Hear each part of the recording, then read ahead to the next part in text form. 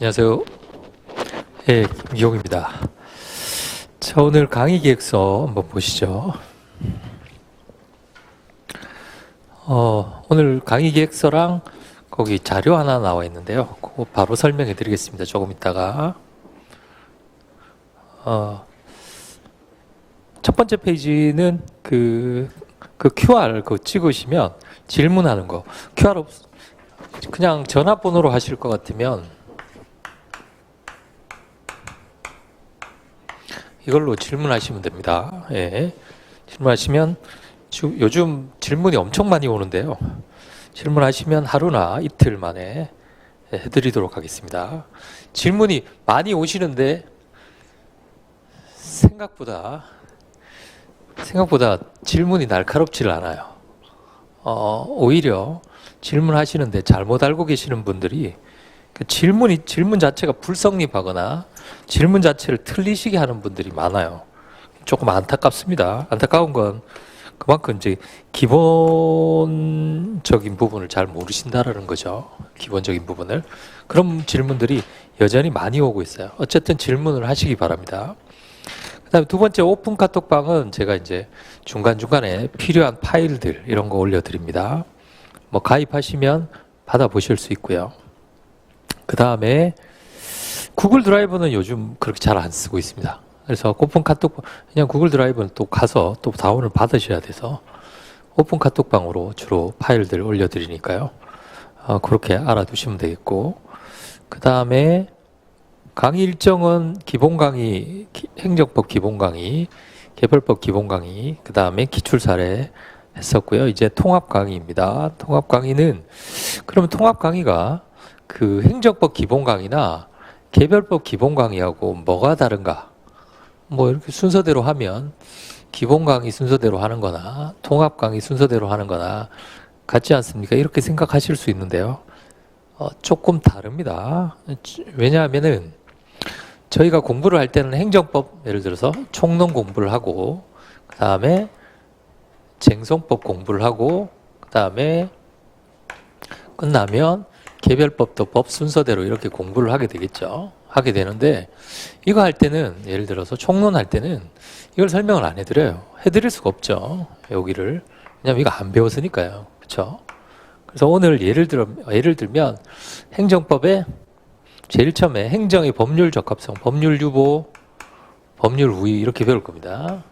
그럼 법률 유보, 법률 우위하고 그 다음에 나오는 게 행정법의 일반 원칙이에요. 그래서 일반 원칙 4가지를 이렇게 배울 겁니다. 그러면 유보 우위 배울 때는 유보 우위만 배우고 일반 원칙 배울 때는 일반 원칙만 배우죠. 그 다음에 행정 입법에 가면 법규 명령도 배우고 행정 규칙도 배우죠. 그렇죠? 그럼 얘들이 무슨 관련이 없느냐? 다 관련이 있습니다.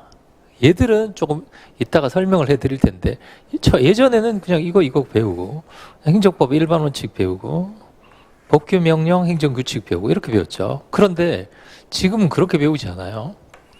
자, 소송에 가게 되면 이제 소송에서 인용을 받으려면 2가지 요건을 구비해야 되죠. 소송 요건. 그럼 우리가 이거 배울 때는 또 이것만 배운단 말이죠. 그 다음에 소송 요건 말고 뭘 넘어가야 돼요? 본안 요건을 넘어가야 되죠. 본안 요건 배울 때는 본안 요건만 배워요. 예를 들어 취소 소송이면. 그럼 취소 소송의 본안 판단의 대상이 뭐예요? 어떤 처분의 위법성이죠.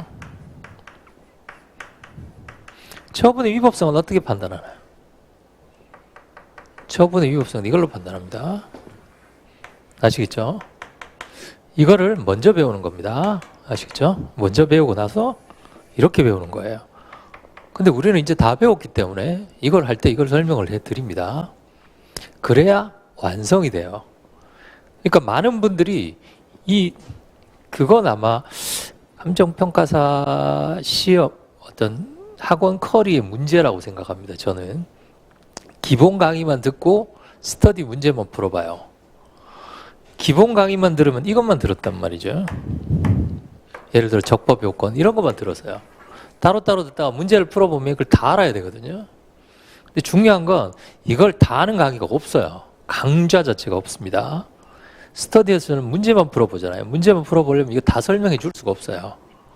예, 그래서 제가 통합 강의를 설명을 해드린 겁니다. 예를 들면 위법성은 뭘로 판단하냐면 적법 요건으로 판단합니다. 그럼 적법 요건이 주절 형례인 줄 아시죠? 적법 요건이 주절 형례인 줄 알아요. 그럼 얘하고는 무슨 상관이 있어요? 얘하고는 무슨 상관 있나요? 그 모르잖아요. 그렇죠? 이거 다는 알아요. 다는 알아요. 그렇죠? 다는 아는데 그러면 어떤 처분이 위법한가를 물어봤단 말이죠. 물어봤어요. 그런데 그게 여기에 걸리는 건지 여기에 걸리는 건지 여기에 걸리는 건지 이런 거 몰라요. 왜냐하면은 이거를 어떻게 보면 뭐라고 설명해 드려야 이게 낱개로 공부를 했기 때문에 그렇습니다. 낱개로 공부를 했기 때문에 제가 요거 들어가서 요거 할 때 전체를 한꺼번에 다 설명해 드릴게요. 그거를 단계적으로 딱 보고 딱 나왔을 때 직관적으로 딱 판단을 해야 됩니다. 그러면 하나도 안 어려워요. 이것들이 얘들이 다 결국은 뭡니까? 논하는 것들은 다 본안 요건에 규결되거나 아니면 소송 요건에 규결되거나 이런 것들입니다. 전부 다. 아시겠죠? 그러니까 이것들을 설명해 드리기 위해서 지금 강의를 하는 겁니다. 그러니까 앞이 어려워요. 앞이 뒤에 가면 좀 쉽고요. 그래서 이제 행정의 법률 적합성하고 행정법의 일반 원칙하고 이런 것들을 한꺼번에 이 소송과 관련해서 한꺼번에 설명을 해드리겠습니다. 이렇게 소송을 설명해 드리면 상위 개념이 뭐예요? 취소소송이죠. 취소소송은 어느 소송이에요? 항고소송입니다. 그러면 항고소송 위에가 행정소송이 있죠. 그렇죠? 객관소송 빼고요. 행정소송에는 무슨 소송이 있어요? 항고소송과 당사자 소송이 있죠. 당사자 소송이 있습니다. 그럼 당사자 소송에서 논하는 것과 취소 소송에서 논하는 건 뭐가 달라요? 결이 달라요. 결이 다릅니다. 당사자 소송 안에는 확인 소송도 있고 이행 소송도 있습니다. 형성 소송은 없어요. 이 이행 소송, 확인 소송도 있고 이행 소송도 있어요. 확인 소송은 확인을 구하는 법률 관계 전부가 소송물입니다. 법률 관계. 이행 소송은 이행 청구권의 전부예요. 이게 소송물이에요. 본안 판단의 대상이에요. 보상금 증감 청구 소송은 무슨 소송이죠? 당사자 소송이죠. 형식적 당사자 소송도 당사자 소송입니다. 어느 거예요, 이 중에? 분명히 배웠거든요. 배웠는데도 몰라요. 자, 보증서는 법적 성질이 뭐예요? 확인 급부소송설이잖아요. 그렇죠? 증액은 확인. 감액은요? 급부. 이행소송이잖아요. 이행소송. 감액은 이행소송이고 그게 확인 급부소송설이에요. 외울 것도 없습니다. 이거 두 개밖에 없으니까요. 자, 그러면 보통은 증액 청구 소송이죠. 증액이 이행 소송이죠. 감액이 이거고요. 이행 소송이면 본안 판단의 대상이 뭐예요? 이행 청구권의 전부예요.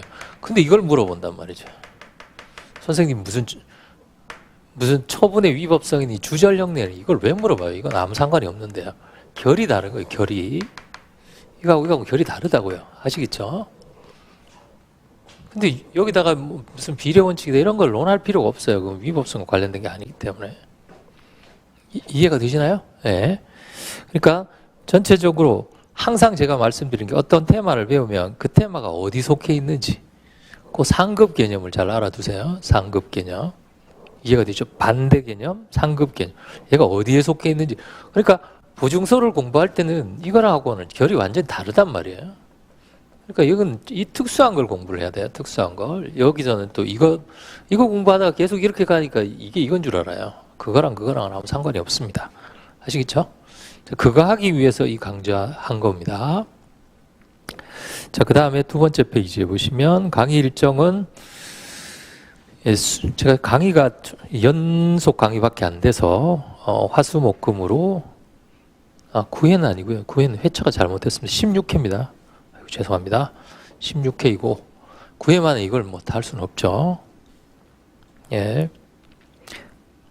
그 다음에 질문해 주시면 되겠고, 모의고사는 보지 않습니다. 모의고사까지 보면 시간이 안 돼요, 이거. 근데 모의고사를 본인이 답안 쓴 게 뭐 어떻게 이제 내가 제대로 쓰고 있는지 궁금하시면 모의고사 뭐 본인이 보신 모의고사 문제하고 답안지 한 서너 개 정도 쓰신 거하고 한번 가지고 와 보세요. 수업 마치고 제가 시간이 되면 봐드리겠습니다. 매 시간. 무슨 의미인지 아시겠죠? 다른 데 시험 본 걸 갖고 와 보시라고요. 그럼 제가 답안을 이렇게 쓰면 안 된다는 걸 평가를 해드릴게요. 아시겠죠? 예. 그 다음에 강의 교재는 요 책이고요. 법전 있어야 됩니다. 그 다음에 통합 강의이기 때문에 조금 제가 여기 보다가 저쪽 왔다 갔다 할 거예요. 그쵸? 이때는 왔다 갔다 못 하잖아요. 이거밖에 안 배웠으니까 왔다 갔다 할 거기 때문에 가능하시면 페이지를 꼭 적어 두시기 바랍니다. 여기서 몇 페이지 적어 주세요. 그러면 몇 페이지 적어 두시고 이렇게 나중에 복습하실 때도 같이 보시기 바랍니다. 그 다음에 두 번째, 개별법과 행정법이 따로 출제되지 않아요. 근데 희한하게 우리는 어쩔 수 없이 이렇게 따로따로 배우잖아요. 그래서 이 부분하고 그 다음에 이 부분하고를 같이 어떻게 통합해서 볼 것인지 요거는 이제 제가 중간중간에 다 설명을 해드리겠습니다. 그 다음에 기본 강의는 수강을 하셔야 되겠고, 그 다음에 특징은 2번에 보시면 핵심 정리 행정법이 274페이지입니다. 행정법이 274페이지, 행정법이, 개별법이 204페이지, 기출 사례가 328페이지입니다. 그러면 지금이 341페이지거든요. 341페이지인데 이건 여백도 되게 많아요. 그래서 급하신 분들은 이걸 이미 들으셨으면 그냥 이 책을 보세요. 이 책으로 정리하시고 요거하고 요것만 정리하시면 돼요. 이거는 기출 사례니까 기출 사례는 문제를 이미 풀어보셨으면 그 문제를 외우잖아요. 그렇죠? 문제 보면 이제 쟁점이 보인단 말이죠. 예를 들어서 어떤 문제를 봤을 때 이 문제를 봤을 때 쟁점 찾는데 문제가 없어요. 이건 연습서입니다. 이걸 끝까지 갖고 가시면 안 돼요. 이거는 문제 보고 풀이 보고 문제 보고 풀이 보고 해서 그것만 공부하시는 것이지 실제로 문제 본문은 이거 마지막 암기는 이걸로 하시는 겁니다. 이걸로. 그렇기 때문에 만약에 시간이 안 되시면 이 책만 보셔도 돼요. 이 책 안 보시고 대신 왜냐하면 이 책을 처음에 다 보셨기 때문에 이 책을 보셔도 됩니다. 이 책도 제가 보시라는 부분만 보시면 돼요. 일단 범위를 좁혀서 요즘 수험의 추세는 고득점이 아니고요. 단기 합격입니다. 모든 시험은 다 그쪽으로 가고 있어요. 예? 2년 더 해서 수석할 것이냐 필요 없습니다. 무조건 1년 만에 합격하는 거예요. 그 해에 합격하는 게 제일 중요해요. 그래서 저도 그쪽으로 갔습니다. 그쪽으로. 이것만 봐도 충분합니다. 원래 시험 문제 풀이하는데 이런데 전혀 문제 없어요. 그리고 중요한 판례들, 최근에 나온 중요한 판례들은 나중에 제가 올려드리니까 그 판례 한번 읽어보시면 돼요. 아시겠죠? 판례 막 이만큼 두꺼운 거 그런 거 보실 필요 없습니다. 그거 본다고 점수가 더 잘 나오는 것도 아니고 원래 기출문제도 보시면 아시겠지만 그런 데서는 시험에 안 나왔어요. 중요한 판례는 아셔야 됩니다. 대신에. 그 다음에 통합서이고요. 쟁점별로 정리되어 있습니다. 뭐 보셨으면 아시겠습니다만은 별도의 서브노트가 서브노트 많이 만드시면 돼요. 서브노트 만드실 필요 없습니다. 이 책 보시면 돼요. 그 서브노트보다 더 얇을 겁니다, 아마. 그 다음에 쟁점이 161개예요. 그리고 별표가 표시되어 있습니다. 나중에 암기를 하시려면, 아시겠죠? 암기를 하시려면 처음부터 암기를 하지 마시고 별표 3개를 먼저 암기하세요. 암기 순서는 3개 하고 순서대로가 아니라 3개 하고 2개 하고, 아시겠죠? 2개 정도만 암기하시면 거의 70% 이상은 다 맞는다고 보시면 돼요. 70% 정도는 맞는다고 보시면 돼요. 그리고 나서는 이제 나머지 부분을 어떻게 할지 결정을 하셔야 되겠죠. 그리고 암기를 하실 때도 다 암기하지 마시고 일단 대목차하고 키워드 중심으로 먼저 지금은 암기를 하세요. 그 다음에 살을 조금씩 붙이시면 되겠습니다. 그 다음 기출 표시 다 되어 있고요. 근데 23년도 간평시험은 표시되어 있는데 23년도 타국가시험은 아직 안 돼 있어요. 그건 제가 조금 이따가 설명해 드리겠습니다. 제가 할 때마다 그 다음에 중요도 표시되어 있고 그 다음에 개정법은 완벽하게 들어가 있습니다. 들어가 있는데 하나 안 들어가 있는 게 요거예요. 보셨던 행정소송 규칙. 이게 왜 안 들어가 있냐면 이것도 저도 고민을 했습니다. 행정소송 규칙은 대법원 규칙이에요. 왜 제가 고민을 했냐면 대법원 규칙은 이걸 법규 명령으로 볼 것인지에 대해서 우리 행정입법할 때 뭐라고 그랬죠? 법규 명령과 행정규칙으로 나누죠. 얘는 구속력이 있고 얘는 구속력이 없잖아요. 그래서 이거를 법규 명령으로 볼 것인지 아니면 행정규칙으로 볼 것인지에 대해서 약간 논란이 있어요. 논란이 있는데 어쨌든 다수설은 이거를 법규 명령으로 봅니다. 법규 명령으로 본다는 건 뭡니까? 구속력이 있다라는 얘기죠. 그래서 작년 가을에 통과가 됐는데 여기서 제가 필요한 것만 제가 설명을 해드리겠습니다. 다 필요 없고 읽으실 필요 없고 필요한 것만 제가 적어드리도록 하겠습니다. 그 다음에 강의 준비는 복습하시는 것이 좋고요. 예습하시려면 시간당 10개 정도 읽어오시면 됩니다. 예, 160개니까 시간당 10개이죠. 아시겠죠? 앞부분은 10개보다 더 많이 나갑니다. 왜냐하면 소송에서는 천천히 나가야 되기 때문에 앞부분은 좀 빨리 나가고 뒷부분은 좀 천천히 나간다 라고 생각하시면 되겠어요. 평균 10개 정도 읽어보시면 됩니다. 자,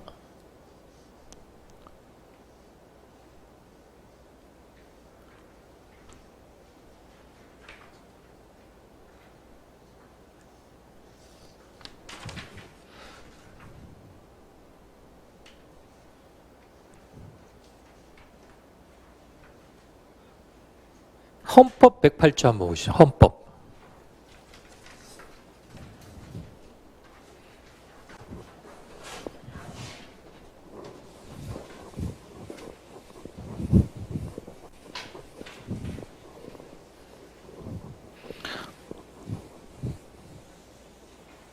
자, 헌법 108조를 보시면 대법원은 법률에 저촉되지 않는 범위 내에서 소송의 절차, 법원의 내부 규율, 사무 처리에 관한 규칙을 제정. 이게 행정소송 규칙이에요. 대법원 규칙. 아시겠죠? 대법원 규칙은 법규 명령으로 볼 수도 있고 행정규칙으로 볼 수도 있는데 선생님 법규 명령으로 보면 법규 명령으로 보느냐 행정규칙으로 보느냐 전부 상위 개념이 뭐예요? 다 요거의 상위 개념이 뭐예요? 행정입법이죠. 행정입법은 누가 하는 거예요? 원래는 행정기관이 하는 겁니다. 그러나 행정기관이 아닌 경우에도 행정입법이라고 불러요. 누가 하지 않아도. 행정기관이 안 해도요. 우리가 처분 개념할 때 국회의 기관이나 법원의 기관이 하는 것도 처분이라고 부른다 그랬죠. 국회의 기관은 그럼 행정부예요? 아니죠. 이해가 되시나요? 그게 뭐냐면 누가 하느냐가 아니라 무슨 실질을 가지고 있느냐에 따른 겁니다. 아시겠죠? 실질적 의미의 처분이라는 거 배우셨죠? 따라서 대법원 규칙도 여기 들어갈 수 있습니다. 따라서 구속력이 있다고 보여집니다. 자, 요 책 피세요. 요 책. 작은 책. 150페이지입니다.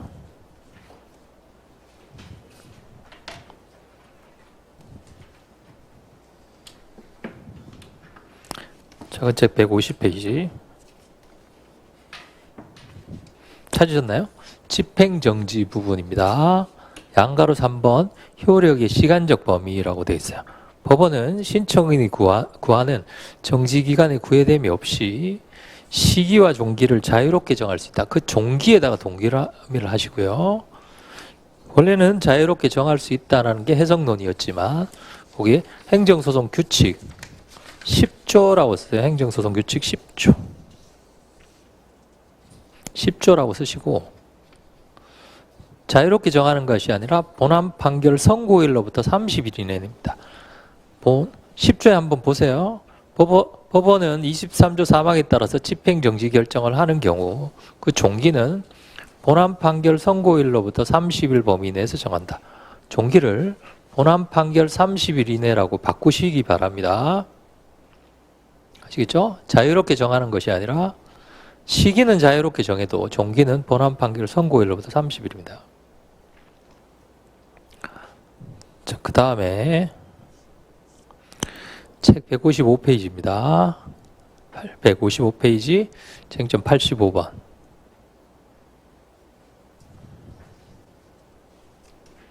85번. 85번의 처분사유 추가 변경의 인정 여부. 이건 아시죠? 기본적 사실관계 동일성이 있는 제한적 긍정설이라고 되어 있습니다. 3번에 보시면 넷째 줄에 판례 번호가 나와 있고 제한적 긍정설이라고 되어 있죠. 그 옆에다가 행정소송 규칙 구조라고 써요. 행정소송 규칙 구조. 지금은 대법원 판례를 쓰시기보다는 행정소송 규칙 구조를 쓰시는 것이 더 좋겠습니다. 이걸 법규 명령으로 본다면 구조 한번 읽어보겠습니다. 자, 10조의 동그라미, 구조 동그라미. 행정청은 사실심 변론을 종결할 때까지 당초의 처분 사유와 기본적 사실관계가 동일한 범위 내에서 처분 사유를 추가 또는 변경할 수 있다. 아시겠죠? 뭐를 입법화했어요? 제한적 긍정설을 입법화했습니다. 행정소송규칙 구조. 그 다음에 또 하나 다시 한번 더 읽어보겠습니다. 행정청은 사실심 변론을 종결할 때까지라고 되어 있어요. 책으로 오셔서 양가로 1번의 시간적 범위에 보세요. 아래 가능 시점에 사실심 변론 종결까지만 허용된다. 찾으셨나요? 그 뒤에다가 쓰세요. 행정소송 규칙 구조라고 쓰세요. 행정소송 규칙 구조. 155페이지입니다. 155페이지 행정소송 규칙 구조. 아시겠죠? 인정 여부하고 두 번째는 시간적 범위의 가능 시점이 입법화되었어요. 입법화. 그 다음에 책 157페이지. 157페이지에 보시면 사정판결이라고 되어 있습니다. 양가로 2번의 제일 마지막 줄에 보시면 사정판결의 공익성 판단은 변론 종결시에다가 앞에다가 사실심이라고 쓰세요. 사실심 변론 종결시를 기준으로 한다. 사실심만 추가하시면 됩니다. 그리고 기준으로 한다라고 되어 있고 뒤에 대법원 판례 번호가 있죠. 그 판례 번호 대신에 행정소송규칙 14조라고 써요. 행정소송규칙 14조. 입법화됐습니다. 행정소송규칙 14조. 자, 14조에 보세요. 법원이 28조에는 판결을 할 때 공공복리에 적합하지 않은지 여부는 사실심 변론을 종결할 때를 기준으로 판단한다라고 되어 있습니다. 이게 원래 논란이 되어 있었어요. 자, 이렇게 세 가지만 고치시면 됩니다. 그리고는 이건 필요 없어요. 아시겠죠? 나머지는 안 보셔도 됩니다. 심심하시면 한번 읽어보시고 나머지는 안 보셔도 돼요. 이미 책에다가 다 써놨죠. 그러니까 필요한 거는 구조, 그 다음에 10조, 14조. 특히 중요한 건 구조이죠. 처분 사유 추가 변경이 인정 여부가 됐다.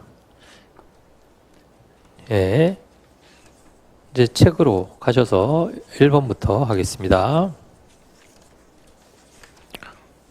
행정의 법률 적합성입니다. 행정의 법률 적합성. 행정의 법률 적합성은 뭡니까? 법치행정이죠. 법대로 해야 된다라는 겁니다. 법대로 해야 된다는 것이 세 개였어요.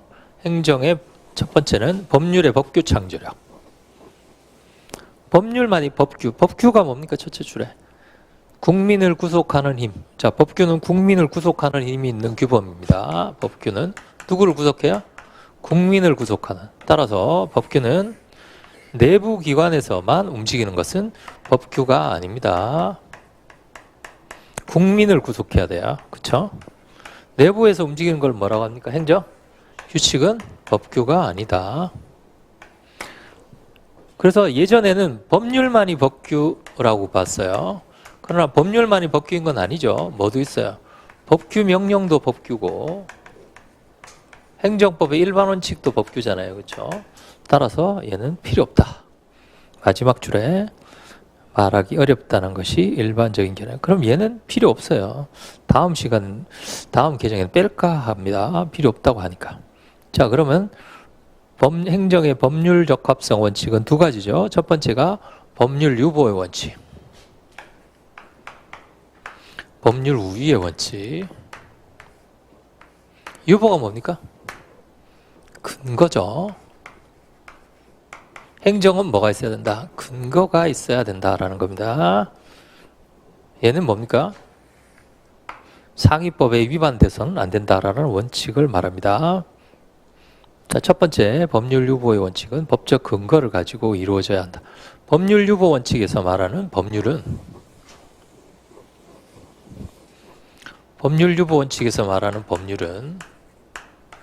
얘하고 법률 우에서 말하는 법률이 달라요. 얘는 우리가 말하는 형식적 의미의 법률만을 말합니다. 형식적 의미의 법률이라는 건 뭡니까? 의회가 제정한 법률을 말해요. 의회가 제정한 건 마지막에 끝이 뭘로 나요? 무슨 법률 또는 무슨 법 이렇게 납니다. 무슨 법, 무슨 법률 또는 이 법률의 위임을 받은 법규 명령도 됩니다. 대신에 이 법규 명령은 뭐가 있어야 돼요? 상위법에 위임이 있어야 됩니다. 법률이 있거나 법률의 위임을 받은 법규 명령이 있거나 근거가 있어야 한다. 적용 범위는 둘째 줄에 중요사항 유보서. 그럼 중요사항 유보서는 뭡니까? 중요한 사항은 법률에 뭐가 있어야 된다? 근거가 있어야 한다. 중요한 사항은 뭐예요? 침익적인 사항은 항상 중요한 사항입니다. 따라서 침익적인 사항은 항상 근거가 있어야 합니다. 수익적인 사항은 몰라요. 있어야 되는 경우도 있고 없어야 됩니다. 이것만 하시면 돼요. 침익적인 경우는 항상 중요한 사항입니다. 뭐가 있어야 된다? 법률에 근거가 있어야 합니다. 법률에 근거가 있어야 한다. 자, 여기 보세요. 유형론 기억나시나요? 잊어버리시면 안 되겠죠. 유형론. 1유형이 뭡니까? 침익적 처분을 하는 거죠. 행정청은 1유형. 1유형은 행정청이 직권으로 갑에게 침익적 처분을 하는 겁니다. 처분을 하는 거예요. 이해가 되시죠? 침익적 처분. 이건 아시죠? 2유형은 신청하는 거고 1유형은 직권으로 침익적 처분을 하는 것을 말합니다. 직권으로. 그럼 잘 보세요. 직권으로 침익적 처분하는 경우 갑은 이 처분을 항상 다툴 뭐가 인정이 된다? 원고 적격이 인정이 됩니다. 무슨 이론에 따라서? 직접 상대방 이론에 따라서. 아시겠죠? 잘 보세요. 원고 적격이 인정이 된다는 것은 갑은 이 처분을 다툴 뭐가 인정이 된다? 권리가 인정이 된다. 권리 다른 말로 하면 법이 보호하는 이익이다. 그러면 이 사람이 원고 적격이 항상 인정이 된다는 것은 1유형에서는 법이 항상 뭐하다? 있다 하잖아요. 있다. 법이 있으니까 권리가 인정이 되는 거 아닙니까? 법이 왜 있어요? 저 경우에는. 여기 있잖아요. 취임익적 사항이니까 항상 무슨 사항이고 중요한 사항이고 항상 뭐가 필요하다? 법률의 근거가 필요하기 때문에 항상 법률이 있다라는 거예요. 항상 법률이 있다. 항상 원고 적격이 있는 그런 뜻입니다. 이게. 이해가 되시나요? 이게? 그게 1유형에서 법률 유보의 원칙이에요. 어쨌든 저거는 원고 적격과 관련된 내용이고 그 다음에 법률 유보의 원칙. 자, 그러면 법률 유보의 원칙 위반은 뭐가 됩니까? 법에 근거 없이 하면 뭐예요? 위법이죠. 위법. 행정의 법률 적합성이니까 유보 원칙 위반하도 위법입니다. 두 번째. 유보가 뭐라 그랬어요? 침익적 처분하는데 근거가 있어야 된다는 거예요. 여러분들이 행정청이면 침익적 처분할 때 근거가 없는데 처분하겠어요? 이거 위반하는 경우는 사실 현실적으로 거의 없다고 보시면 됩니다. 물론 있을 수도 있습니다. 아시겠죠? 자, 두 번째.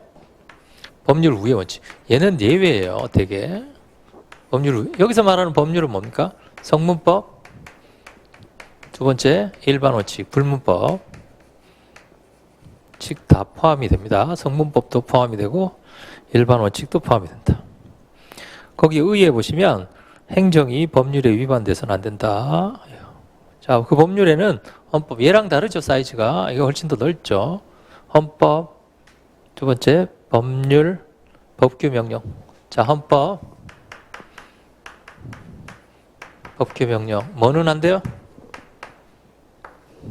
행정규칙 안 된다. 안 된다는 건 뭐예요? 행정규칙 위반해도 뭐가 되지 않는다. 위법이 되지 않습니다. 그 다음에 행정법 일반 원칙. 성문법 반대말이 뭐예요? 불문법이죠. 행정법 일반 원칙은 불문법입니다. 일반 원칙도 이미 포함된다. 페이지를 넘겨보세요. 적용 범위. 법률 우의 원칙은 전형력에 예외 없이 적용이 됩니다. 예외 없이 적용이 된다. 얘는 뭐가 있어요? 예외가 있습니다. 얘는 예외가 없습니다. 성문법 또는 행정법의 일반 원칙 위반은 다 위법입니다. 위법. 자, 그 다음에 이렇게 되어 있고 두 번째입니다. 제2장이라고 되어 있어요. 위에 제목이 행정법의 법원. 법원 안에 성문법원이 있고 두 번째는 불문법원이 있겠죠. 행정법의 일반 원칙, 행정의 자기구속 원칙. 페이지 넘겨보세요. 비례, 신뢰보호, 부당결부 이렇게 네 가지가 나와 있습니다. 물론 신의성실의 원칙도 있지만 신의성실의 원칙은 원래 신의성실은 어디서 왔어요? 민법에서 왔습니다. 사법상의 원칙이기 때문에 행정법 교수님들은 크게 논하지 않습니다. 신의성실의 원칙. 그러면 네 가지죠. 이 네 가지. 그럼 이 네 가지와 여기 보세요.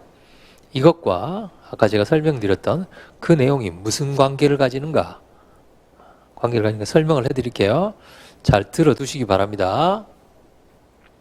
얘는 크게 중요하지 않다 그랬어요. 아시겠죠? 얘는 크게 중요하지 않아요. 얘가 중요합니다. 물론 얘도 중요하고 얘도 중요하지만 얘는 위반되는 경우가 별로 없어요. 자, 이걸 말합니다. 자,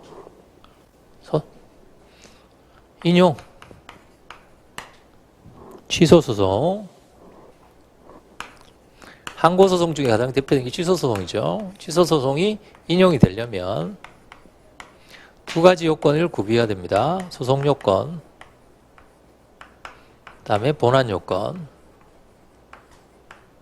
아까 설명해 드렸죠. 본안 요건을 구비해야 된다.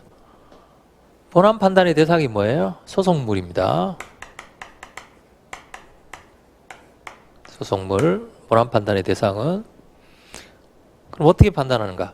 X라는 처분의 소송물은 처분의 위법성 일반.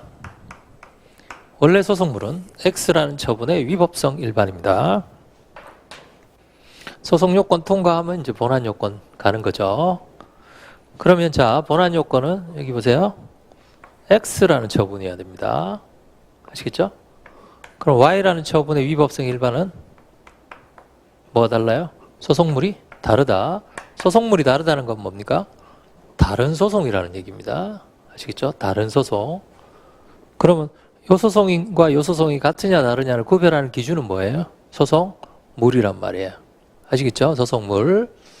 자, X라는 처분이 Y는 구별이 되시죠? 요건 어떻게 구별하는지 제가 조금 이따가 설명해 드리겠습니다. 그럼 이 처분하고 이 처분 같은 거예요? 다른 거예요? X, Y는 이거 다른 거 아닙니까? 자, 외형이 같은 걸로 보이지만 다른 거라고 볼 수도 있어요. 이 처분과, 그럼 미리 설명해 드릴게요. 이 처분과 이 처분이, 예를 들어서 여러분들이 보시기에 이 처분과 이 처분은 같은 거예요? 다른 거예요? 색깔이 같으니까 같죠? 그럼 분필은 다른 분필이잖아요? 구별하는 게 쉽지가 않습니다. 이 처분과 이 처분이. 이해가 되시나요? 자, 그러면 X 처분하고 Y 처분이 같은 건지 다른 건지 어떻게 구별하는가? 처분을 어떻게 구별하는가 꼭 잘 알아두세요. 기준이 네 가지입니다. 자, 첫 번째, 처분을 발령한 행정청, 상대방. 행정청이 달라지면 다른 처분이 됩니다. 상대방이 달라져도 다른 처분이 됩니다.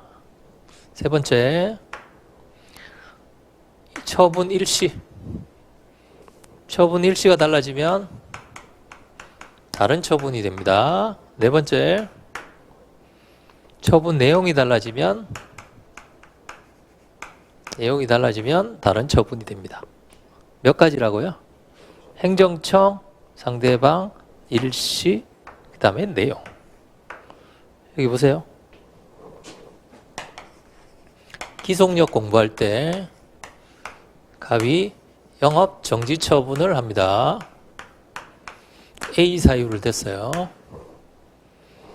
취소 소송직에서 취소 판결 받아서 없어졌습니다. 아시겠죠? 취소 판결 받았어요. 그럼에도 불구하고 행정청이 갑에게 영업 정지 처분을 합니다. 애기 사유로. 이 처분하고 이 처분 같은 처분이에요? 다른 처분이에요? 같은 처분이에요? 다른 처분이에요? 왠지 다른 처분일 것 같기도 하고 같은 처분일 것 같기도 하죠. 잘 보세요. 이 처분의 탄생한 날짜하고 이 처분이 탄생한 날짜가 같아요? 달라요? 왜 달라요? 취소됐잖아요. 그러니까 1월 1일 날 취소되면 2월 1일 나오면 날짜가 다른 날이죠. 같은 처분이 다른 처분이에요? 다른 처분입니다. 아시겠죠? 그러면 기속력이 미쳐요? 안 미쳐요? 기속력이 미치죠. 선생님 다른 처분이 돼요. 자, 기속력은 뭐 따라가요? 혹시 기사동 이런 거 기억나시나요? 기본적 사실관계의 동일성 있는 뭐예요? 사유예요. 사유. 처분 사유를 따라가요. 기속력은. 여기서 뭘 따라간다고요? A를 따라갑니다. A가 같아요? 달라요? 같잖아요. 뭐는 다르지만 처분은 다르지만 뭐는 같다. 사유. 그러니까 기속력 위반이라고요. 이제 아시겠습니까? 네. 이 기초 개념을 알아야 돼요. 기초 개념을. 이런 걸 물어본다고요. 선생님 처분이 똑같은데요. 왜? 뭐 어떻게 똑같아요? 다른 처분이지. 그 중간에 제가 처분 취소 안 됐습니까? 그러면 아 그렇네요. 처분 취소됐잖아요. 취소 새로 발령하는 거니까 태어난 날짜가 다르죠. 어쨌든 아시겠죠? X라는 처분과 Y라는 처분의 두 번째 위법성. 위법성은 법 위반을 말합니다. 그 다음에 일반은 모든이에요. 모든이 뭐예요? 주절형내죠. 주절형내. 이해가 되시나요? 주절형내의 위법. 법 위반이니까 성문법 위반, 일반 원칙 위반을 말합니다. 성문법 위반. 자, 위법성은 어떻게 판단하나요? 모든이 뭐라 그랬죠? 주절형내. 위법성은 어떻게 판단하나요? 위법의 반대말은 뭐예요? 적법 요건이죠. 적법 요건이 주, 절, 형. 얘는 형식적 적법 요건이에요. 그 다음에 얘는 실질적 적법 요건. 나중에 배우죠. 아시겠죠? 아시겠죠? 주절형 주절형. 자, 주절형은 적법 요건의 위법이죠. 위법. 주절형은 성문법 위반을 말합니다. 성문법 위반. 주절형은 일반 원칙 위반 같은 건 없어요. 성문법 위반이에요. 왜냐하면 잘 보세요. 성문법 위반은 잘 보여요? 안 잘 보여요? 잘 보이죠? 왜냐하면 형식적 적법 요건이니까요. 그럼 잘 보세요. 중대 명백성이 있을 때 얘들은 다 잘 보입니다. 그렇죠? 명백이에요. 무취 아시겠죠? 무효 취소 무효. 왜냐하면 다 보이니까. 아시겠죠? 다 보이니까. 얘는 다 보이지만 중대한 하자는 아니에요. 그래서 주체와 형식은 무효 사유입니다. 물론 예외가 판례 100개 나오면 1개 정도는 있어요. 그건 예외이고. 이해가 되시나요? 얘는 거꾸로이고요. 자, 실질적 적법 요건은 내용 요건입니다. 그러면 이 두 가지 중에 뭐가 중요하겠어요? 이거보다 얘가 더 중요하죠. 왜냐? 얘는 찾기가 쉬워요. 권한 없다든지 절차 이행하지 않았다든지 문서로 했다든지 이거는 눈으로 보이잖아요. 그러나 실질적 적법 요건은 눈에 보이지 않습니다. 그러니까 시험엔 주로 얘가 나와요. 얘가 문제. 그러면 시험에 나왔어요. 잘 보세요. 저분이 위법한가? 본안 요건 나오면 제일 먼저 뭘 본다? 1번 형식적 적법 요건을 먼저 봅니다. 얘는 소스가 나와요. 절차 안 했다, 뭐 안 했다. 주로 우리 시험에는 절차가 나오죠. 절차는 뭐예요? 안 했다. O 아니면 X예요. O 아니면 X. 그럼 무슨 하자예요? 가서 뭐 무슨 사유다? 취소 사유다. 여기 하나만 더 쓰면 되겠죠? 뭐 쓰면 돼요, 여기? 무효 취소로 넘어가기 전에 절차상 하자에 독자적 위법사유 쓰면 되잖아요. 여기는 독자적 위법사유 논의가 없죠. 그러니까 절차는 요거 쓰고 요리 넘어가면 돼요. 이해가 되시죠? 그 다음에 두 번째 내용상의 하자. 내용상의 하자는 저거 그대로 가져오면 돼요. 이렇게 가져오면 돼요. 이렇게 가지고 와서 성문법 위반, 그 다음에 행정법의 일반 원칙 위반. 왜 성문법이 먼저 나와요? 일반 원칙이 나중에 나오고. 왜 얘가 먼저 나와요? 자 보세요. 항상 일반이라고 하는 것은 보충적으로 적용이 됩니다. 일반법, 개별법, 일반법. 아시겠죠? 일반 원칙, 일반 조항 이런 것들은 항상 다 언제 적용된다? 보충적으로만. 그러면 이 둘 중에 어느 걸 먼저 봐야 된다? 성문법 위반을 먼저 봐야 돼요. 여기 걸리면 이건 논할 필요도 없습니다. 성문법 위반이기 때문에. 이해가 되시죠? 얘가 불문법이잖아요. 그렇죠? 불문법. 자, 그럼 단계를 보세요. 자, 주절령을 먼저 본다. 소스가 없으면 어디로 간다? 성문으로 간다. 성문은 시험에 나와요, 안 나와요? 자, 보세요. 헌법 위반, 법률 위반 이런 건 시험에 안 나옵니다. 뭐가 나왔냐? 아까 뭐라 그랬죠? 법규 명령은 O, 행정규칙은 성문법 안에 안 들어간다 그랬죠?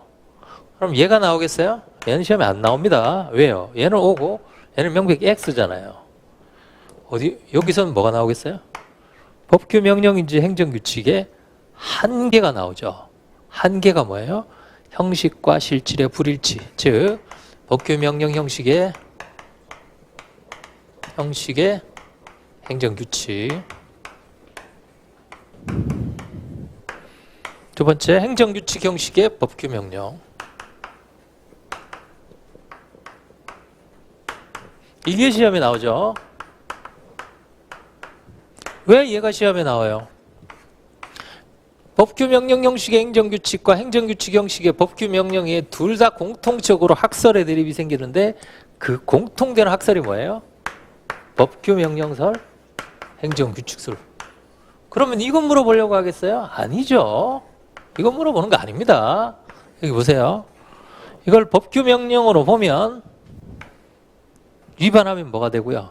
위법이 되고, 행정규칙으로 보면 위반하면 위법이 안 돼요. 다시 말씀드리면 법규 명령으로 보면 성문법 위반, 행정규칙으로 보면 위법이 안 되니까 어디로? 일반 원칙으로. 그거 물어보는 겁니다. 이해가 되시나요? 그러니까 전국적으로는 여기서 성문법 위반으로 논할 것이냐 아니면 요걸 타고 일반 원칙으로 그거 물어보는 거예요.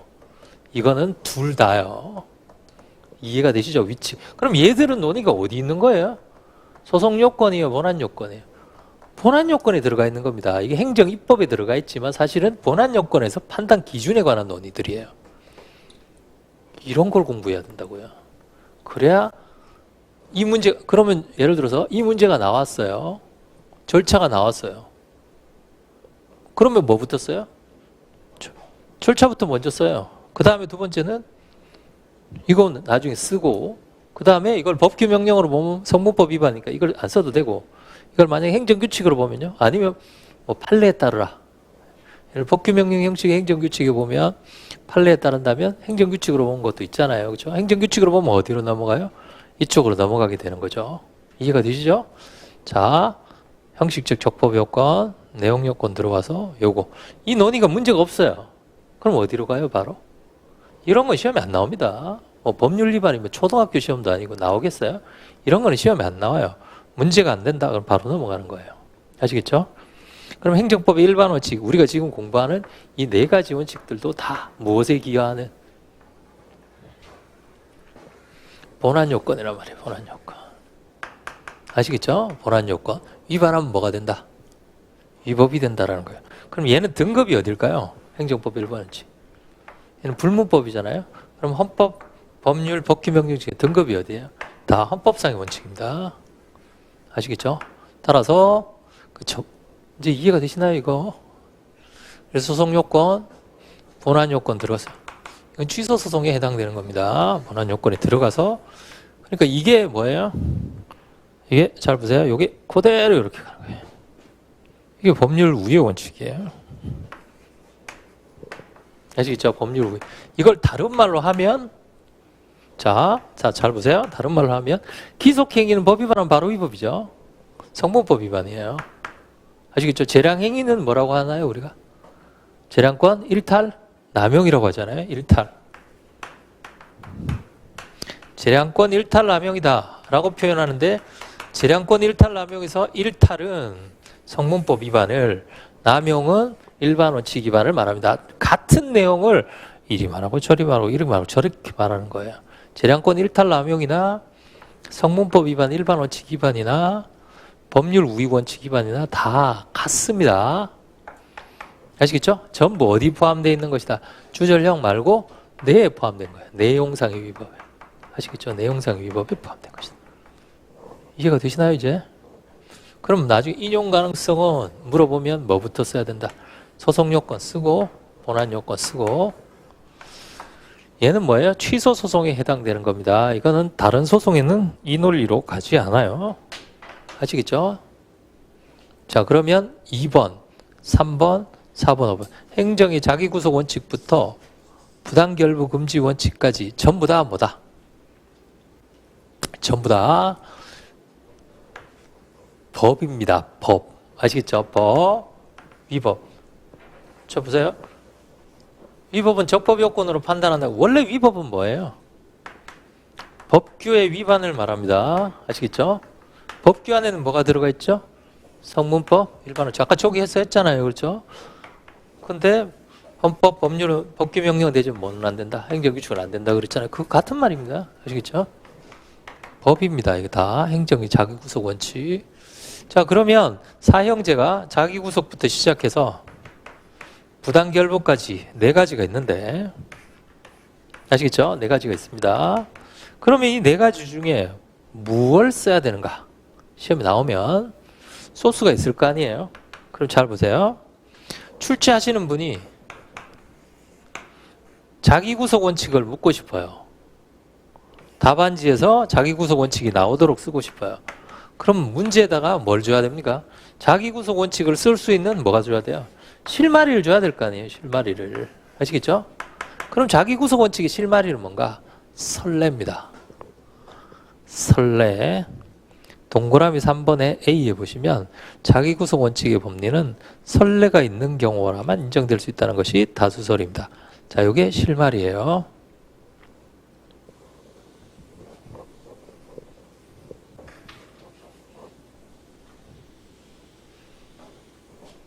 설레는 주로 누구한테 합니까? 자기한테 하는 거예요? 아니죠. 잘 보세요. 설레하고 선행조치하고 약간 달라요. 신뢰보. 신뢰보호는 실마리가 선행조치거든요. 선행조치. 선행조치가 실마리입니다. 선행조치에다가 나중에 딴소리 하는 거죠. 선행조치 했을 때 뭘 믿어요? 선행조치를 자기가 믿는 거잖아요. 그렇죠? 자기가 믿었는데 딴소리 하니까 신뢰가 깨져가지고 신뢰보호 원칙 주장하는 거잖아요. 잘 보세요. 이분이 이제 신뢰보호를 주장하는 분이에요. 내가 선행조치를 저쪽으로 했어요.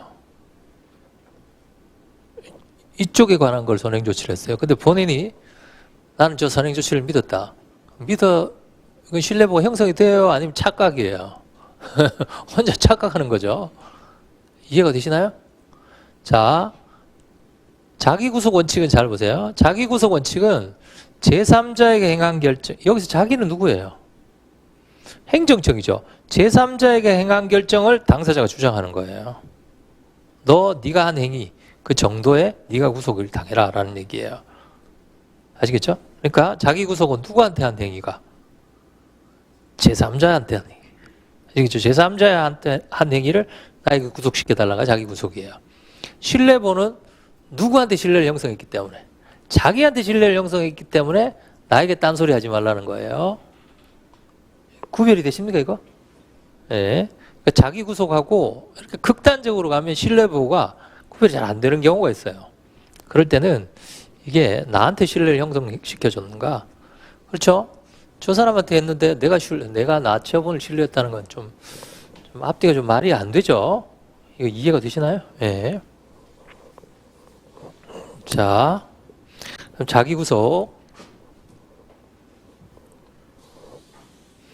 시험에 나오면 1번 문제점을 쓰시고 자기 구속 원칙이 문제가 된다. 문제점 쓰는 건 제가 설명해 드렸죠. 산원조, 아시죠? 사실관계, 논점, 법조문 쓰시면 되겠습니다. 자기 구속은 불문법이니까 조문은 문제가 안 되죠. 사실관계, 다른 사람에게 이렇게 했는데 왜 나한테 하느냐? 자기 구속 원칙이 문제가 된다. 근데 자기 구속 원칙만 나오면 문제가 너무 단순하죠. 얘들은 어떻게 나오겠어요? 위반되어 그 처분이 뭐하다고 주장한다? 위법하다고 주장한다. 아시겠죠? 그러면 문제가 만약에 위법하다고 주장한다 라고 나왔어요. 그러면 자기 구속 원칙은 위반되어 위법하다. 이게 아니라 위법해서 무효라고 주장한다 라고 하면 위법한지까지만 판단을 하고, 무효 취소는 뭘로 판단해요? 무전학설, 중대명백설에 따라서 아까 제가 설명해 드렸습니다. 무취, 무취 취소 사유예요. 절차는 XO입니다. 아시겠죠? 내용은 OX예요. 이해가 되시나요? 그럼 어떻게 쓴다? 자기 구속 원칙에 위반되어 무슨 하자는 있지만 적법 중대하는, 여기서 말 중대는 뭐예요? 적법 요건의 중대한 위반을 말합니다. 이걸 외우셔야 돼요. 일반은요? 명백은요? 일반인의 관점에서 외관상 명백. 이건 외워야 돼요. 적법 요건의 중대한 위반이지만 일반인의 관점에서 외관상 명백하다. 왜 보기 어려워요? 무슨 법이니까? 불문법이니까요. 불문법이니까 명백하다고 보기가 어려운 거죠. 따라서 무슨 사유다? 취소 사유에 불과하다? 위헌 무효라는 주장은 타당하지 않다. 이렇게 쓰면 돼요. 자, 이해가 되시나요? 네. 아니면 한 걸음 더 나아가 소송 요건과 본안 요건의 인용 가능성은 이렇게 물어볼 수도 있어요. 인용 가능성은 물어보면 보통 소송 요건과 본안 요건을 다 쓰기에는 너무 많으니까 괄호에서 뭐 소송 요건 구비했다고 전제하자. 그러면 이제 뭐만 쓰면 돼요? 본안 요건만 쓰면 되겠죠. 본안 요건에. 그러면 본안 요건에 주전령은 뭡니까? 명백히 주어져야 된다고요. 형식적 적법 요건이니까. 문제 안 되면 바로 내용 요건으로 가셔서 일반 원칙 쓰면 됩니다. 성문법 위반 문제 안 되면.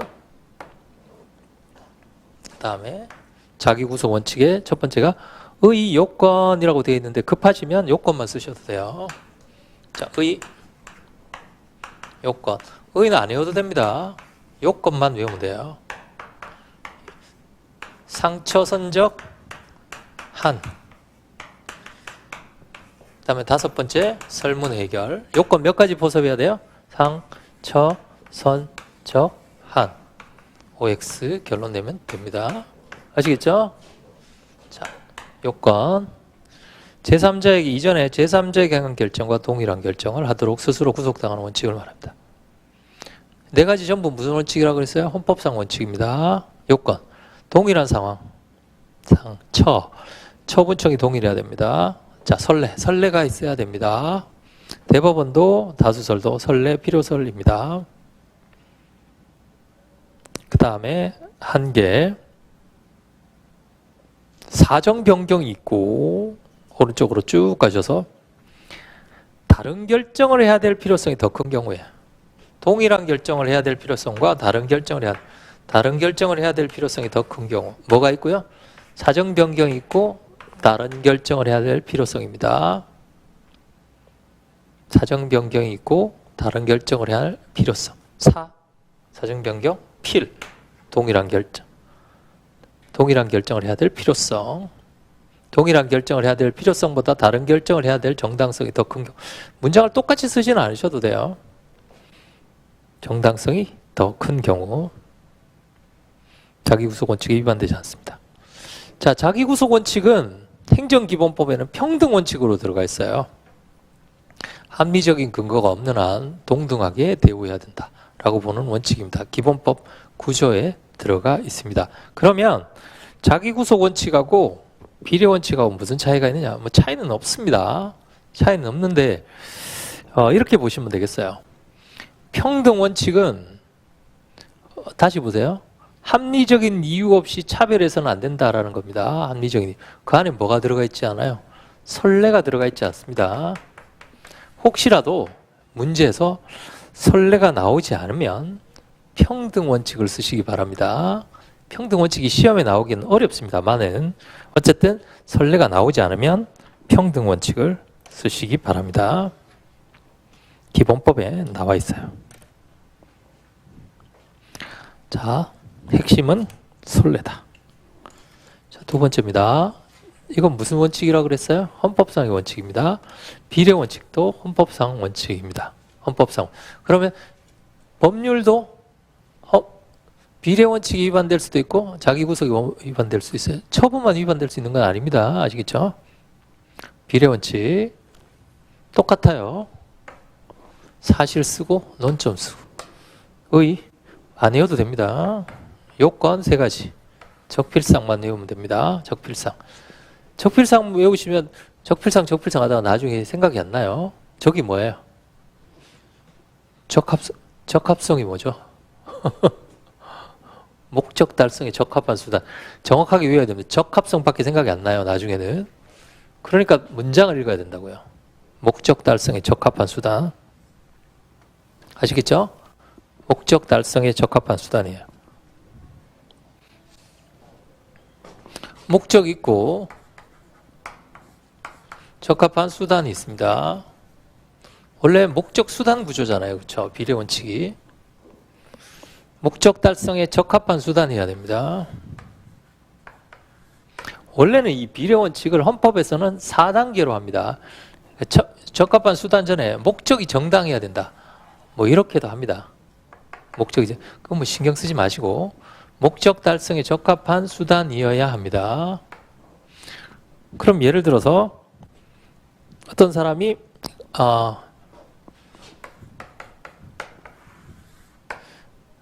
감정평가사가 만약에 부당한 감정평가를 했다. 부당한 감정평가를 해서 징계를 받았습니다. 징계를 받았다. 예를 들어 업무 정지를 받았다. 그럼 이 사람이 업무 정지가 비례 원칙에 위반된다고 주장을 합니다. 그럼 어떻게 쓰실 거예요? 제일 처음에 목적 달성에 적합한 수단이에요. 여기서 목적이 뭐예요? 그러니까 비례 원칙을 아셔도 실제로 시험 문제 나오면 뭐가 목적인지를 몰라요. 자, 수단이 뭐예요? 징계죠. 목적이 뭐예요? 징계한다는 게 목적입니까? 징계가 수단이면? 왜 징계를 하나요? 부당한 감정평가를 왜 못하게 막아요? 저보다 여러분들이 다른 과목에서 더 배우셨겠죠? 왜 부당하게 감정평가 못하게 합니까? 부당하게 감정평가하면 뭐 거래관계라든지 국민들이 공시지가 같은 신뢰 안 할 거 아니에요? 그게 뭐예요? 목적이에요. 그걸 써줘야 된단 말이에요. 그거를. 징계를 하는 목적이 뭔지를 생각을 해보세요. 아시겠죠? 그럼 누가 신뢰를 하겠어요? 평가사들 평가를? 그렇잖아요? 그게 목적이에요. 그게. 그 목적이 깨진단 말이에요. 그러니까 물론 공익이죠. 그 공익 모르는 사람이 어디 있어요? 구체적이고 어떤 공익이 그런 목적을 위해서는 어떻게 해야 된다는 거예요? 징계를 해야 된다라는 겁니다. 아시겠죠? 두 번째. 필요성이 뭡니까? 적합한 수단을 선택해야 돼. 다 무슨 관계예요? 적을 넘어가야 피로 가고 필 넘어가야 상으로 갑니다. 아시겠죠? 그러면 만약에 적에서 탈락이에요. 탈락될 가능성은 없지만 적에서 탈락되면 탈락시켜놓고 필요성 상당성 쓰면 그건 비례 원칙을 모르는 겁니다. 그럼 답안을 혹시나 적이나 필요해서 탈락했다. 그럼 가정적으로 써야 돼. 필요성이 있다고 보더라도 한번 내가 판단해 보겠다라고 해야지 탈락해놓고 또 쓰면 그건 뭐. 자, 그러면 목적 달성에 적합한 수단을 선택했어요. 징계라는 거. 그럼 징계라는 수단 중에서 뭐 가장 가벼운 수단, 침해가 가벼운 수단은 뭡니까? 자동정책이니까. 견책이 가벼워요? 견책이 제일 가볍죠? 그럼 견책을 선택해야지. 그럼 다른 거 선택하면 다 비례원칙 위반인가요? 아니죠. 아까 무슨 관계라고 그랬어요? 단계적인 관계예요. 목적 달성에 필요한 수단 중에서 최소 침해 원칙이에요. 최소 침해 원칙. 그러면 그 사람이 만약에 부당한 감정평가를 하더라도 그 감정평가의 액수나 횟수나 정도가 작다라고 한다면 조금 징계 정도가 낮아지겠죠. 그럼 많다. 그러면은 최상위 징계를 해도 자격 취소를 해도 상관없습니다. 아시겠죠? 그럼 헷갈리시면 이거 한번 보시죠. 공무원들이 뇌물 받았어요. 공무원의 징계가 6개입니다. 파면, 해임, 감봉,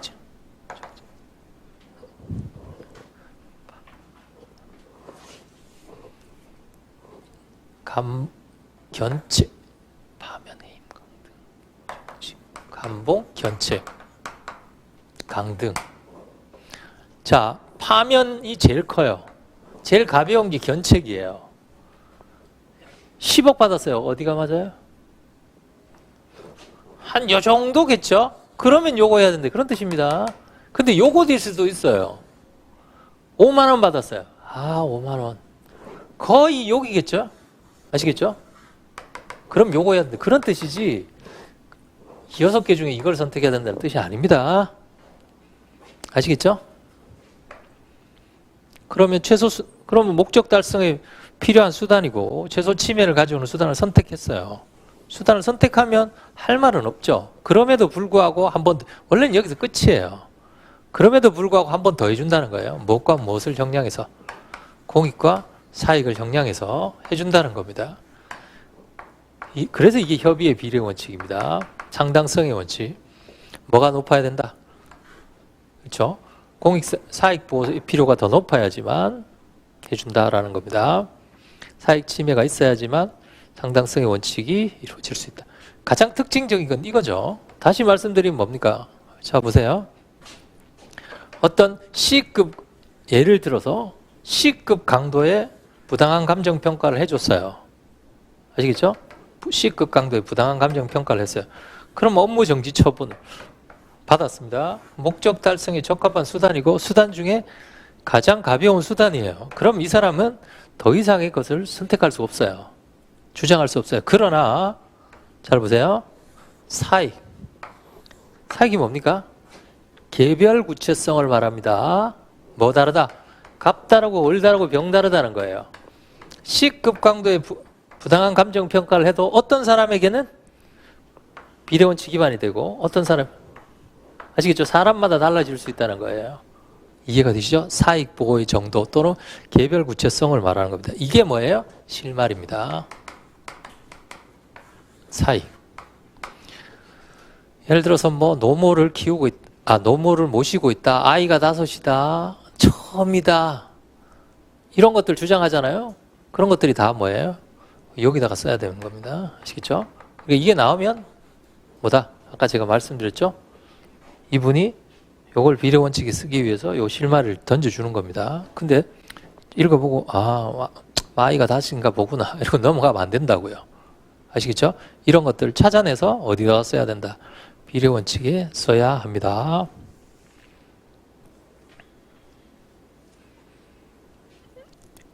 결국은 비례 원칙도 무엇의 문제라고 그랬죠? 본안의 문제입니다.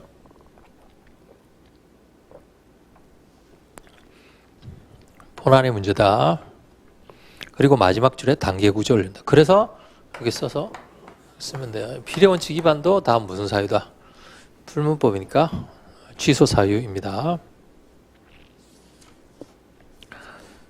그 다음에 신뢰보호 원칙. 신뢰보호 원칙은 실마리가 뭐라 그랬죠?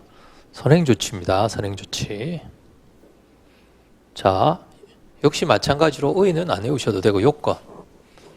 선보사인후한이라 그랬죠. 선보사인후한. 선행조치 요건이 5가지. 보호가치는 사인의 처리. 인과관계, 후행처분 1개. 요건 몇 가지 포섭해야 됩니까? 6가지. 아시겠죠? 1개에서 공사의 경량에서 뭐가 더 커야 된다? 사익이 더 커야 됩니다. 사익이 더 커야 된다.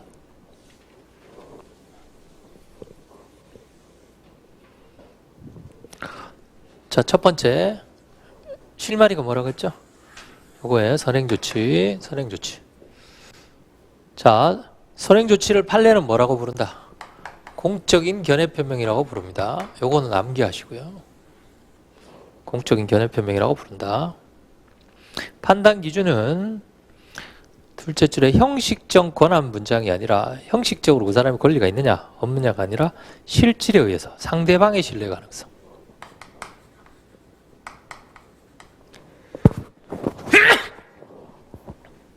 그럼 행정청이 선행조치를 했다라는 것은 이 사람이 권한이 있는지가 아니라 누구를 기준으로 한다고요? 이 사람의 신뢰 가능성을 기준으로 한다고요. 아시겠죠? 이해가 되십니까? 이 사람의 신뢰 가능성을 기준으로 판단을 합니다. 대신에 최소한의 권한은 있어야 됩니다. 이 사람은.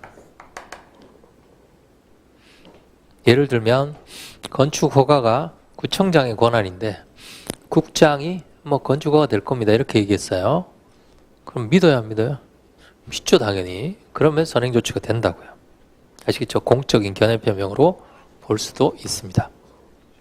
두 번째, 보호가치 있는 사인의 신뢰. 보호가치가 있어야 됩니다. 이거 다른 말은 귀책 사유가 없을 것입니다. 귀책 사유가 없어야 돼. 보호가치가 있어야 돼요. 귀책 사유가 없으려면 2가지.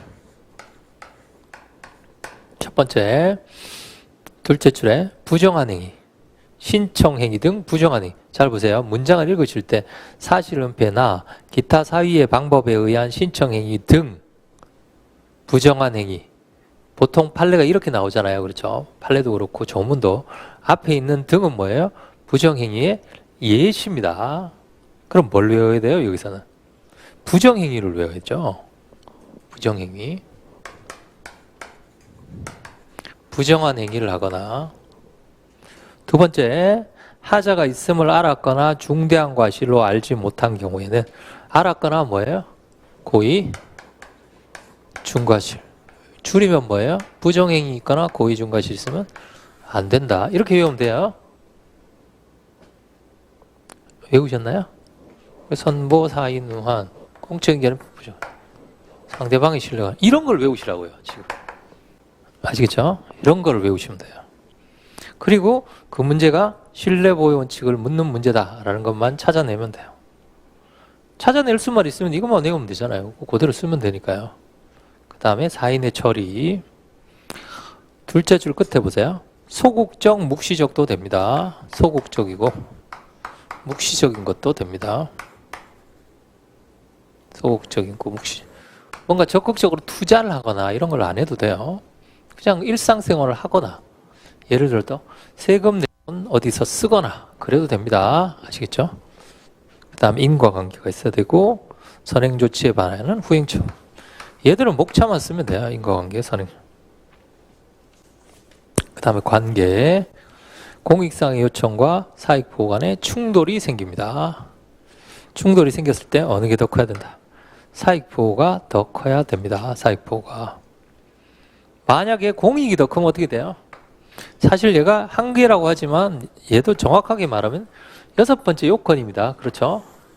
다 구비가 됐는데 한 개에서 그러니까 신뢰보 원칙의 요건은 다 구비가 됐는데 공익이 더 커요. 그럼 탈락입니다.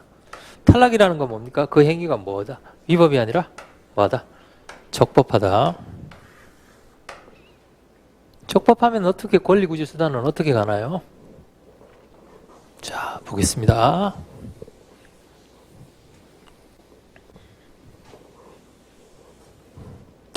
자, 권리구제수단은 전체적으로 3가지입니다. 첫 번째가 행정쟁송.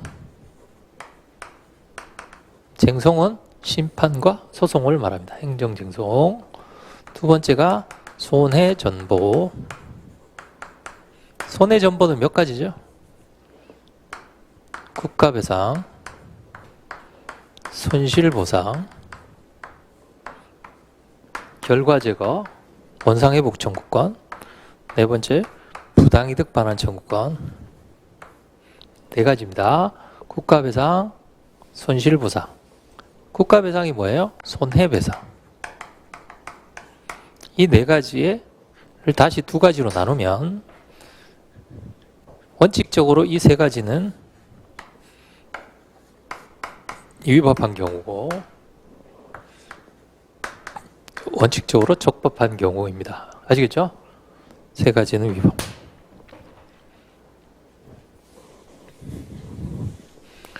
원래 세 번째가 기타 손해, 기타 법정 외 소송 있고, 법정 외 소송이 의무 이행 소송과 예방적 부작위 소송. 그렇죠? 자, 이 소송하고 같이 가는 가구제 수단이 뭐예요? 가처분이죠. 가처분, 법정 외 소송, 의무 이행 소송, 법정 외 항고 소송이라고 해봅시다. 법정 항고, 의무 이행 소송, 가처분. 두 번째가 헌법 소원인데, 이거 문제로 내시는 분이 있었던 모양이에요. 이건 물어보시는데, 이거 시험에 안 나옵니다, 이거는. 이건 시험에 안 나와요. 이건 헌법 문제예요, 헌법 문제. 보상법규에서 헌법 소원을 물어보면, 문제 낸 분이 그걸 아는지를 모르겠어요. 문제를 모의고사에 낸 분이 과연 헌법 소원을 아는지를 물어보고 싶습니다. 제가 헌법을 아주 잘했거든요. 네. 저한테 헌법 소원을 물어보는 분들이 전부 다 틀린 거예요. 전부 다 틀린 거예요. 전부 다. 헌법 소원을 하나도 모르는 분들이에요. 모의고사에 저한테 물어보는 분들이. 이 시험에 안 나온다고 보시면 됩니다. 헌법 소원. 이거는 헌법재판이에요. 헌법재판. 우리는 행정소송도 지금 깊은 데까지는 안 나오잖아요. 그런데 헌법재판이 어떻게 시험에 나옵니까? 이거는 몰라도 된다. 빼서 이렇게 아시겠죠? 자, 1번 행정쟁송, 2번 손해전보, 세 번째 법정 외 항고소송. 세 가지입니다. 그럼 쟁송은 심판, 소송, 소송은 항고, 당사자. 그쵸? 심판은 당사자 심판이 없습니다. 여기는 항고 심판만 있어요. 항고, 당사자. 아시겠죠? 그럼 항고 안에는 대표적인 게 무슨 소송? 취소 소송. 자, 그러면 처분이 나왔습니다. 처분이 나왔어요. 처분이 나왔어요. 여기 보세요. 심판은 임의적이니까 넘어갑시다. 항고 소송으로 갑니다. 본안 판단의 대상이 뭐예요? 처분의 위법성입니다. 아시겠죠? 그런데 공이 더 커요. 그럼 어디서 탈락? 본안에서 탈락이죠. 소송 요건을 구비했다고 하더라도. 아시겠죠? 요건 다 구비해도 탈락. 아시겠죠? 적법하니까 이쪽으로 옵니다. 그럼 손해전보에서 위법들 탈락. 그럼 어디로 가야 돼요? 손실보상으로 가야 됩니다. 아시겠죠? 저거 안 되니까. 그러니까 만약에 권리구제 수단을 모조리 다 써라.